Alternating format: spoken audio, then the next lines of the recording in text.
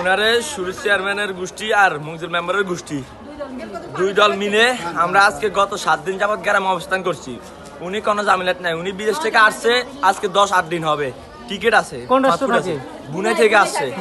উনি কোনো প্রকার কারোর সাথে কোনো ক্রাইম করে নাই, ফেনী ছিল বাসায়, কালকে সন্ধ্যায় আসছে এই জায়গায়।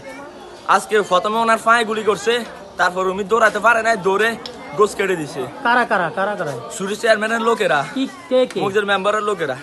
সুরেশ চেয়ারম্যানের নাতি আলাউদ্দিন যে কয়েক মাস আগে ডেট হয়েছে, ওর ছেলে রাজিম, মনার ছেলে তহিদ। কোন জায়গায় মারছিল ওনারে? কোন জায়গায় মারছিল? এটা আমাদের এলাকায় আলিয়ারা গ্রামে। কোন পাড়া? কার বাড়ির সামনে?